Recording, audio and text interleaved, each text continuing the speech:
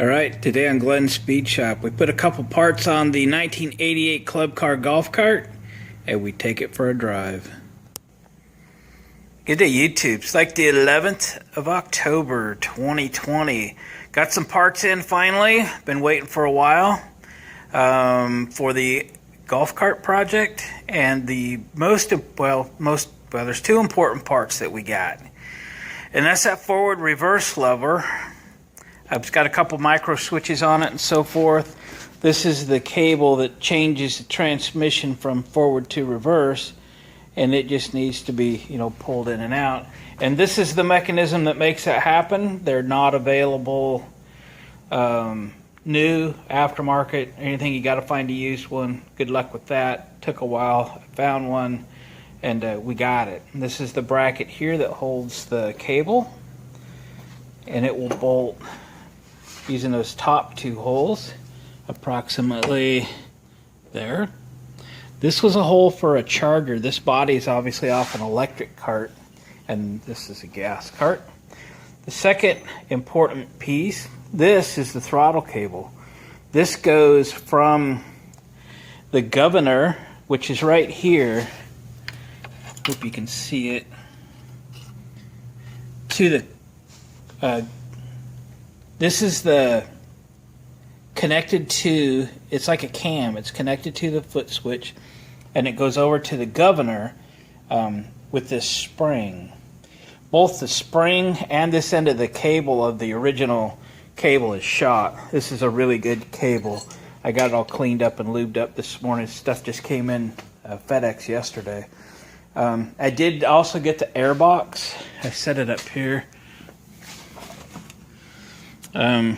It's in good shape, but with the exhaust ran the way it was, I'm not going to be able to use this for now, but I have it, and there's a choke button that goes here.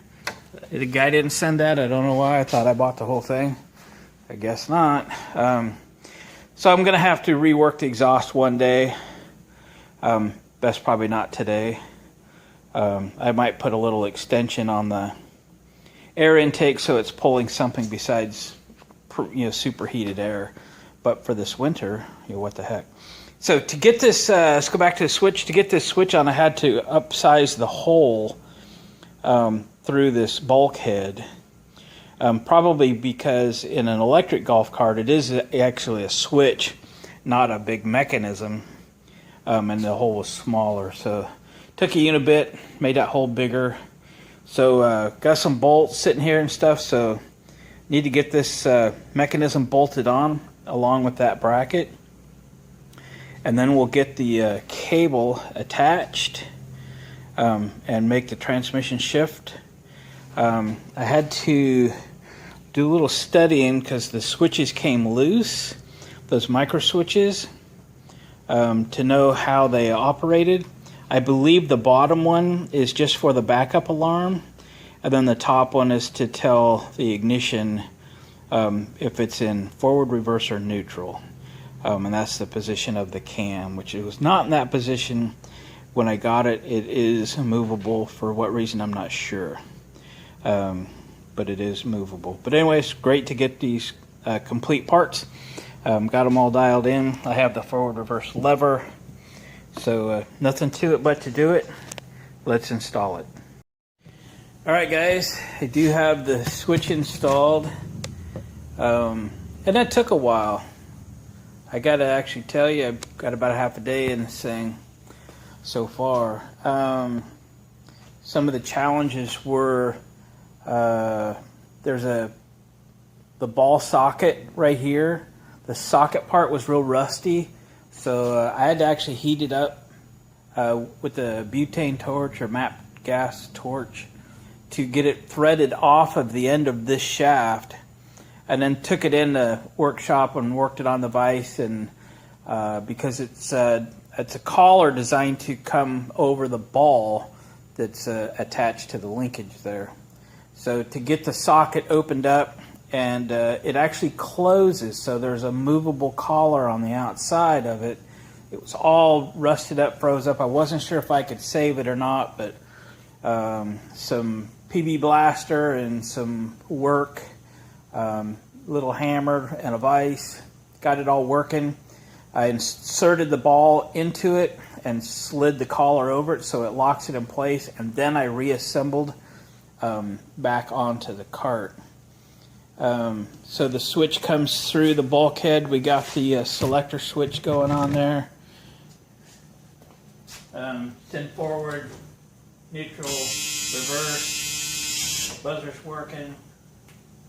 I did some investigating. I found a wiring diagram or two on the internet for a 91 Club Car DS. This is a paper copy of what I have on my computer. And essentially what we're looking at is this switch here makes that buzzer that we just heard, and it gets hot off the solenoid, okay? These are better color coded on my computer. So that's easy. It rides on its own cam on that reverse forward switch. This one was fairly easy to sort out. The ground wire was easy enough to sort out, and it attaches there. And then the colors on the colored version of this were pretty clear, and from the bottom up it was green, white, and black. And here was what I had found when I got this golf cart a couple weeks ago. The white, I never really identified what it was for, but I figured by elimination I'd know where to attach it.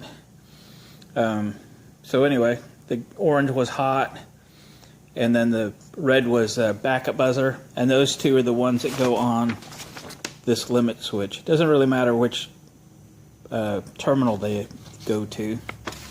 The black was the ground, so that was pretty easy. It goes on the top of the other limit switch right there, and that leaves the white wire and the green wire, right? Is that correct? Yep, white and green. And then according to this, the colored version of this, white was on the bottom and then the green was there. This green goes to this other limit switch. Where are we at? There we are. Goes to this other limit switch.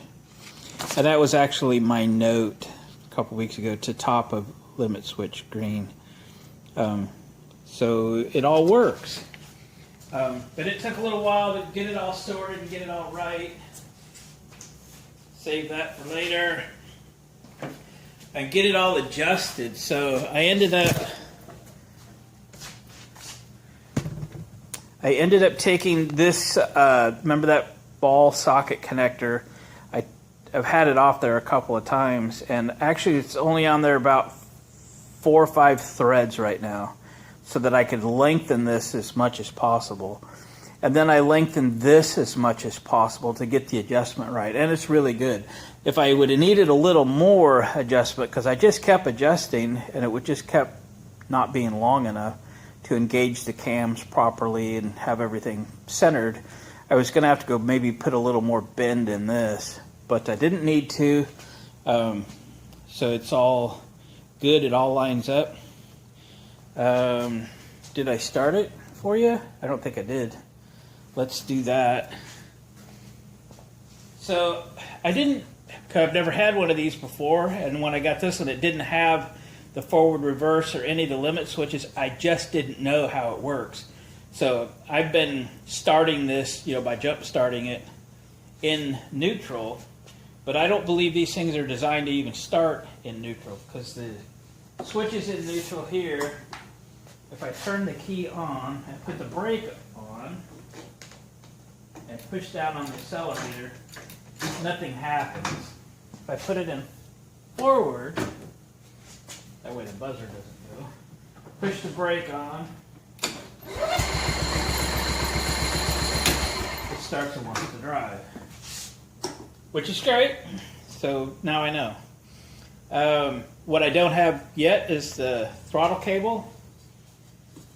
So that's time to put that on, and I quite honestly think it's going to be Much easier on my back if I put this up on the lift. So let me run the van out and put this up on the lift, and we'll get after installing this cable. And the biggest thing for this cable is really just getting it adjusted. It's really the governor adjustment.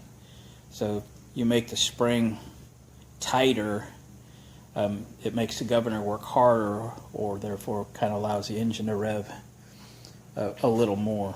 So, but this all appears to be in good condition, which is great.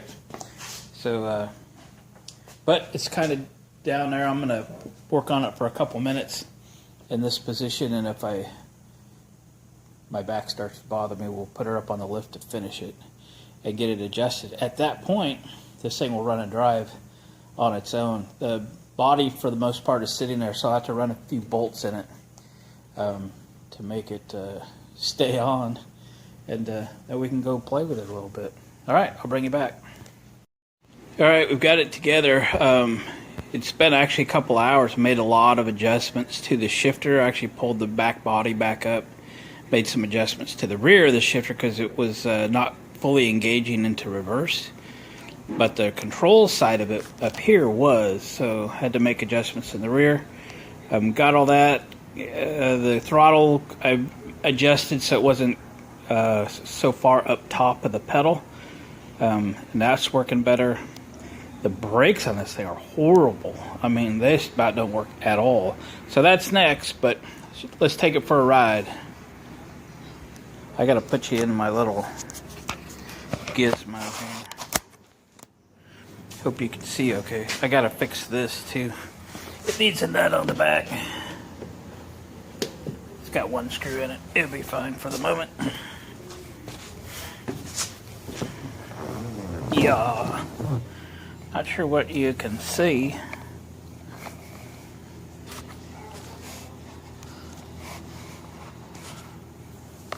Hang on, let me make an adjustment here. That's better. Well, here we go. Turn it on. Forward. Hit the gas.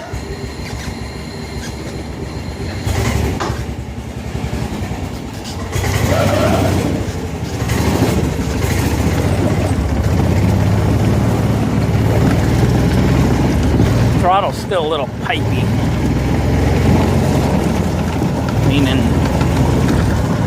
we could use some mellowing out there.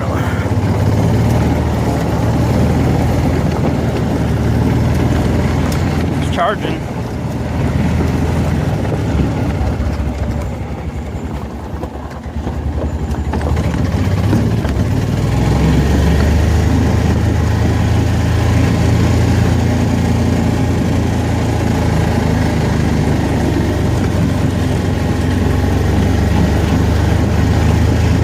Body's just sitting on the back. It's not bolted down at all.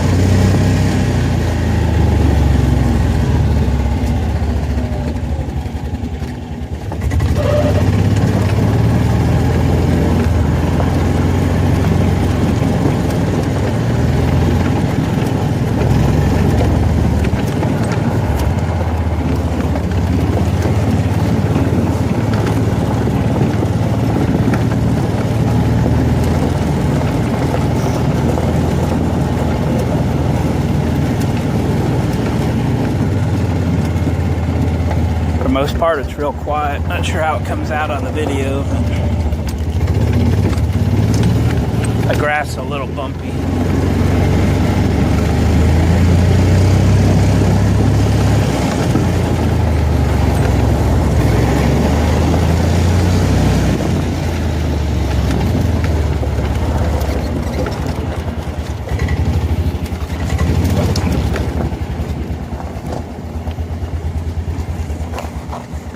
All right, let's try reverse.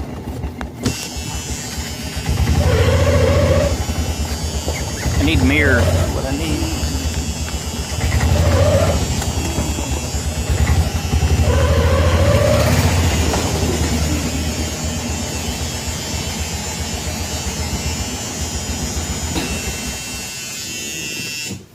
And there we are.